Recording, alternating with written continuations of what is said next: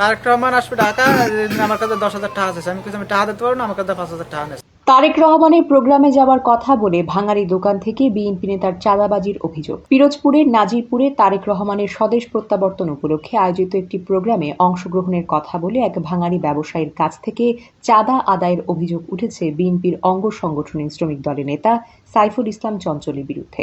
অভিযোগে বলা হয়েছে, নাজিরপুর পাতিলাখালী গ্রামের লুৎফর শেখের ছেলে উপজেলা শ্রমিক দলের নেতা সাইফুল ইসলাম চঞ্চল স্থানীয় এক ভাঙাড়ি ব্যবসায়ীর দোকানে গিয়ে তারেক রহমানের প্রোগ্রামে লোক পাঠানোর খরচের কথা উল্লেখ করে জোরপূর্বক টাকা আদায়ের চেষ্টা করেন।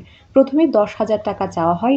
ভুক্তভোগী ভাঙাড়ি ব্যবসায়ী লোকমান অস্বীকৃতি জানালে চাপের মুখে পড়ে 5,000 টাকা দিতে বাধ্য হয়েছেন।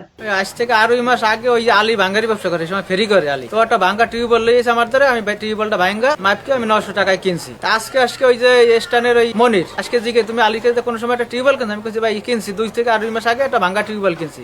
এর ভিতরে আমার চঞ্চল আসিয়ে কয় কি মোটরসাইকেল ওটা, আমি কিছু মোটরসাইকেল যাবো কোথায়, কয় আলীর সাথে একটা ঝামেলা আছে, ঝামেলাটা আমি ফয়সালা বেঁকে দিই। আমার ওই মন্দিরের ভিতরে নিয়ে তারেক রহমান আসবে ঢাকা, আমার কাছে 10,000 টাকা আছে। আমি কিছু আমি টাকা দিতে পারবো না, আমার কাছে 5,000 টাকা নেই। আর কয় আরো এই টিউবওয়েল কিনকে দেওয়া লাগবে, তো আমি ভাঙ্গারি ব্যবসা করি। ভুক্তভোগী ব্যবসায়ী জানান, চাঁদা দিতে অস্বীকৃতি জানালে তাকে নানা ধরনের ভয়ভীতি ও চাপের মুখে পড়তে হয়। এই ঘটনায় এলাকার সাধারণ মানুষ ও ব্যবসায়ীরা বেশ উদ্বিগ্ন।